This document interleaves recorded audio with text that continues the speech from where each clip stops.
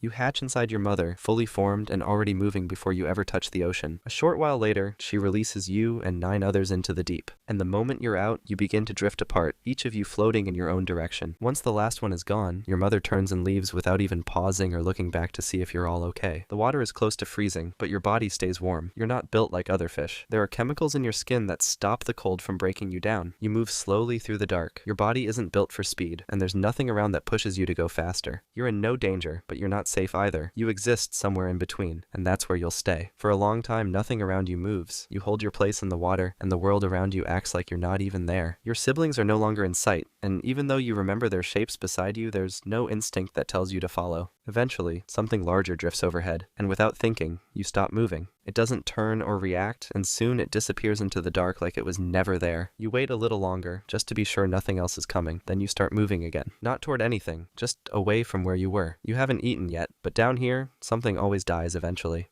You're a few weeks old now, drifting lower into the water until the surface is far above you and the light no longer reaches. You stay around 500 meters deep, where almost nothing moves quickly and almost nothing wastes energy. Your body temperature is close to freezing, and your metabolism is slower than almost any other predator on the planet. You don't burn fuel quickly. You don't need constant meals. You can go months without eating if you have to, and nothing inside you will panic. Eventually, you find something, a small fish, already dead, drifting downward through the water in a slow spiral. It's soft, and too old for anything living near the surface to bother with anymore. You move toward it, jaws slightly open, ready to bite. Then you feel it, a low movement beside you. It's another shark, smaller than you, but not by much. It's one of your siblings, though you don't recognize it. You drift slightly closer, and so do they. The fish spins between you both, and you match angles, silently shadowing each other. Then you both lunge. Your heads clash mid-water, not hard enough to injure, but enough to knock each other off course. The fish spins away, carried by the current, and by the time you recover, it's already disappeared into the dark. The other shark drifts back into the murk without hesitation. So do you. Down here, this is how it works. Nothing stays alive for long, and not everything dead gets eaten. You haven't seen anything bigger than you yet, but eventually, something will show up that wants the same meal. You're a couple of months old now, and something has changed. Small crustaceans have attached themselves to your eyes, latching on tightly and refusing to let go. They don't kill you, but they've blocked your vision almost completely. The longer they stay, the worse it gets, and eventually, you go blind. But that doesn't matter. You don't need your eyes to find food. You've never relied on movement or light to track anything down. Your sense of smell is enough to pull you across the seafloor, and your skin picks up faint electrical signals from nearby animals when they come close. Then one day, while you're swimming next to the seafloor looking for food, something shifts. A strange vibration moves through the water. You turn toward it, not because you're hunting, but because it doesn't match anything you've sensed before.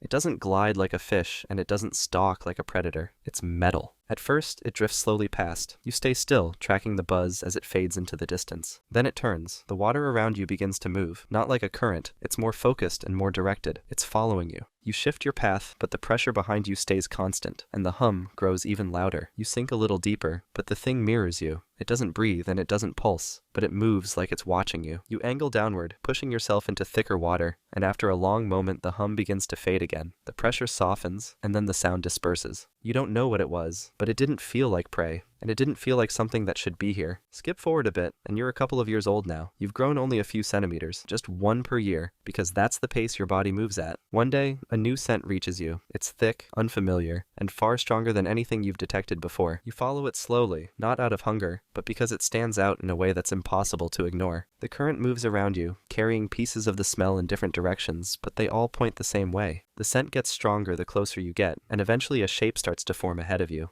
It's not anything you've seen before. Bloated, heavy, and sinking slowly. The body turns in the current as it falls. You don't know what a moose is, but that's what this is now. Smaller scavengers are already there, clustered along the edges. They've started feeding, but none of them are large enough to take more than the surface. As you move closer, they scatter without resistance. You open your jaws and sink your teeth into the thickest part of the body. The flesh is tougher than fish, but it gives way eventually, and you drift backward to swallow before circling again. Then, something wraps around your tail. It's fast, and it moves without warning. A sharp pain follows as something digs into your flesh. Not a bite, but a stab. You twist violently and the grip loosens. You catch a glimpse of it as it retreats. It's a shape with arms and no bones, a flash of long tentacles, and a dark, waiting eye. It's a squid. It doesn't chase you. It curls back around the carcass and disappears behind the body. You back away slowly, keeping the wound on your side away from the current. You don't fight back. You sink lower into the dark and keep moving. You don't know what else might fall from the surface, but next time you will make sure that no one steals it from you.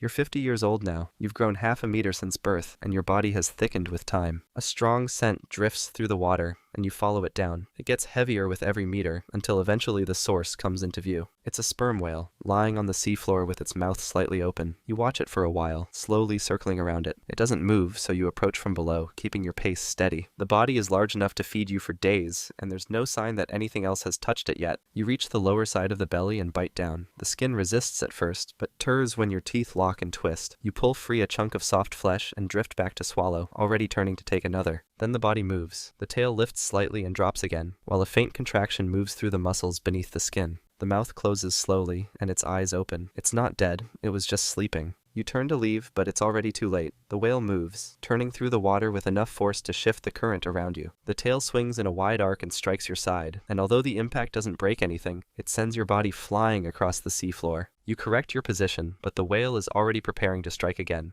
And this time you see the tail cut across just behind your head. The force alone disrupts the water around your body and drags you sideways again. You don't wait for a third strike. You angle upward and begin to ascend, pushing yourself into the higher layer of current. Your body is heavy, and it moves slowly, but it moves consistently. The whale follows for a couple of minutes, but after a while, the movement behind you stops. The pain settles in gradually, tracing a long line across your side that will stay with you for a long time. You don't stop because there's nothing to wait for. You manage to survive this time, but next time, you'll have to be more careful. You're 150 years old now, and your body has finally reached maturity. You are ready to reproduce. You keep drifting forward through the cold, just as you always have, and nothing in your path suggests that anything will be different. Then a new signal brushes against your skin. It's a soft pattern of electrical pulses that moves through the current. You follow it without hesitation, because something in your body responds before anything else can. Eventually, you detect movement ahead. It's slow and follows no clear direction. It's another Greenland shark, the first you've encountered in 100 years.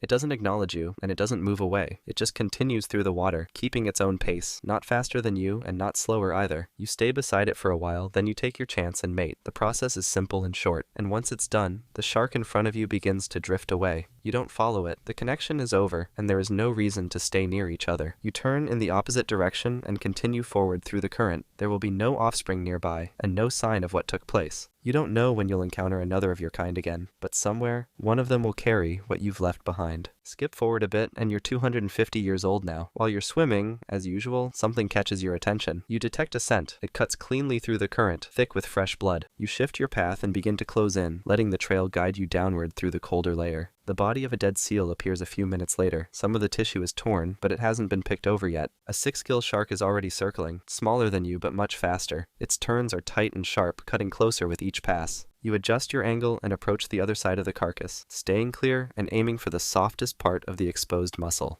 You don't look at the 6-gill, and you don't change direction, but it moves in anyway. Its strike is sudden. Jaws open, body twisting sideways, it tears across your side and veers off before you react. The cut is deep enough to throw off your balance, and your body tilts as you pull away from the kill. But this time, you strike back. As it turns for a second pass, you twist and lunge. Your jaws catch its side just behind the gills. Your teeth sink in and tear a long, ragged wound as it thrashes free. It bolts into the dark, trailing a thick line of blood behind it. You don't chase it. You're still bleeding, and the wound on your side hurts with every movement. You swim down into deeper water, away from the feeding zone, and into a colder, thicker space. You settle between 2 slabs of rock and wait. The bleeding slows over several hours. You stay there until the wound is mostly healed and your movement feels steady again. When you leave, you don't return to the kill. This wound will close, but the next one could go deeper. You're 400 years old now, and the water feels the same as it always has. You follow a familiar current along the seafloor, keeping steady as the flow begins to shift slightly. Something ahead is moving fast enough to disturb the pattern, but not enough to trigger alarm. You change your path slightly and continue forward.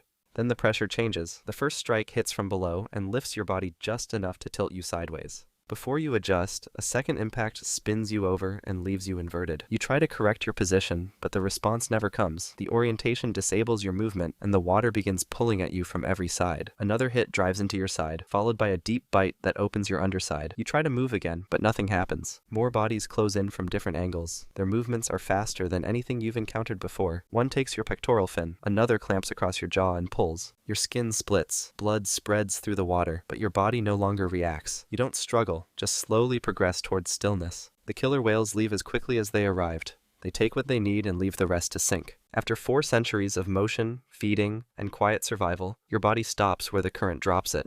It won't be buried and it won't be remembered, but others will pass by eventually, and they'll take their share too.